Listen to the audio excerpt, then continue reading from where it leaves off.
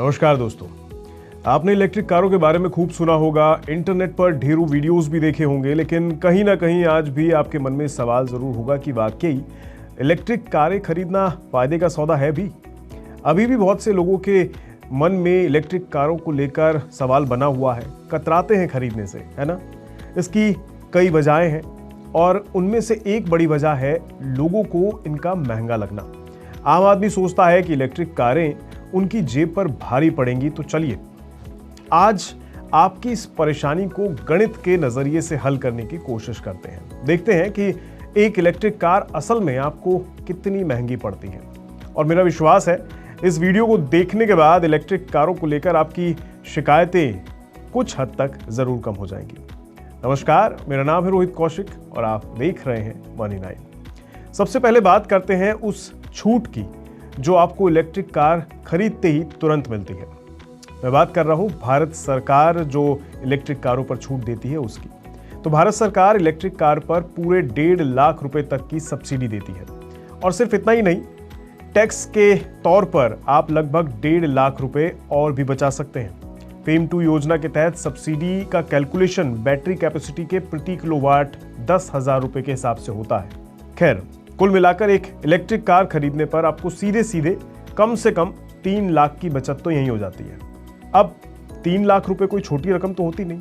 हालांकि यहां आपको सब्सिडी से जुड़ी कुछ जरूरी शर्तों का ध्यान रखना होता है। केंद्र सरकार की सब्सिडी तो लगभग एक जैसी होती है हर जगह, लेकिन आपके राज्य में मिलने वाली सब्सिडी की राशि थोड़ी अलग जरूर हो सकती है। इसलिए अपनी पसंदीदा इलेक्ट्रिक कार पर आपके राज्य में कितनी सब्सिडी मिल रही है इसकी जानकारी जरूर ले लीजिएगा। इसके अलावा जिस मॉडल को आप खरीदना चाहते हैं वे सरकार की सब्सिडी के दायरे में आती भी है या नहीं, ये जानना भी काफी जरूरी है। अगर आप बड़ा फायदा चाहते हैं तो इन बातों पर ध्यान देना होगा। चलिए इस सब्सिडी के हिसाब किताब को एक उदाहरण से समझने की कोशिश करते हैं। मान लीजिए आपकी पसंद है टाटा कर्व ईवी। अब इस कार को खरीदने पर आपको क्या क्या फायदे मिल सकते हैं, आइए देखते हैं। सबसे पहले बात करते हैं इस कार पर मिलने वाली सब्सिडी की। इसके लिए आपको भारी उद्योग मंत्रालय यानी हैवी इंडस्ट्रीज मिनिस्ट्री की वेबसाइट पर जाना होगा। यहां पर जाने के बाद आपको कई तरह की इलेक्ट्रिक कार्स, 2 व्हीलर्स और 3 व्हीलर के विकल्प दिखाई दे जाएंगे। आप अपनी पसंद के हिसाब से किसी भी इलेक्ट्रिक वाहन की सब्सिडी से जुड़ी जानकारी को यहां पर प्राप्त कर सकते हैं। अब क्योंकि हमने एक पसंदीदा कार चुन ली है तो सीधे बात उसी की करते हैं, यानी टाटा कर्व की। यहां हम टाटा कर्व ईवी वेरिएंट को आधार मानकर अब आगे बढ़ते हैं। कर्व ईवी की एक्स शोरूम कीमत लगभग 17,49,000 रुपए से शुरू होती है और इस पर इंश्योरेंस का खर्च मान लीजिए करीब करीब 70,000 रुपए। इसके अलावा रजिस्ट्रेशन और दूसरे खर्च मिलाकर हो जाता है 17,000 से 18,500 रुपए तक। सड़क पर आते आते यानी कि इसका ऑन रोड प्राइस जो है वो लगभग 18,47,000 रुपए हो जाता है। तो ये तो बात हुई इसके ऑन रोड प्राइस की। अब ये टोटल अमाउंट है। अब देखते हैं इस पर मिलने वाली सब्सिडी यानी आपको क्या क्या फायदा होगा। तो सबसे पहले बात, केंद्र सरकार टाटा कर्व ईवी पर लगभग 1,70,000 रुपए तक की सब्सिडी दे रही है, तो इसे माइनस कर लीजिए। वहीं अगर राज्य सरकार की बात करें तो मान लीजिए आपके राज्य में इस पर लगभग 1,17,800 रुपए तक की सब्सिडी मिल रही है। ये अलग भी हो सकती है, सिर्फ मान लीजिए। ऐसा आप अपने राज्य के हिसाब से चेक करके देख सकते हैं। तो कुल छूट कितनी हुई? लगभग 2,87,800 रुपए।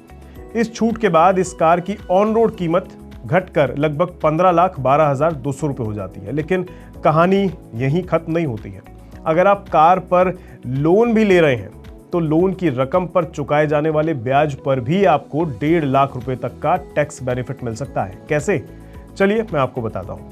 आयकर अधिनियम की धारा 80EEB के तहत अगर आप इलेक्ट्रिक कार खरीदने के लिए लोन लेते हैं तो उस लोन के ब्याज पर आपको 1.5 लाख रुपए तक की छूट मिल सकती है। यानी अगर हम इसे भी जोड़ लेते हैं तो इस कार की प्रभावी कीमत और भी कम हो जाती है, लगभग 13,62,200 रुपए।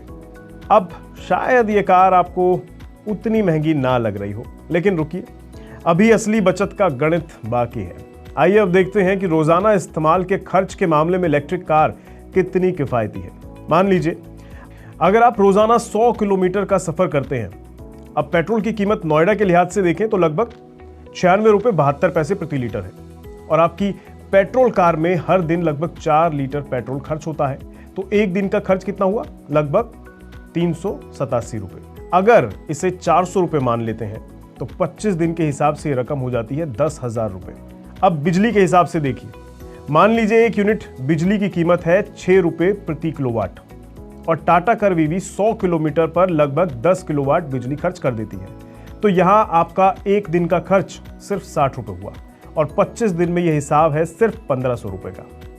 यानी अगर आप इस कार को लगभग 11 साल तक इस्तेमाल करते हैं तो सिर्फ ईंधन के खर्च में ही आप इसकी पूरी कीमत वसूल कर लेंगे।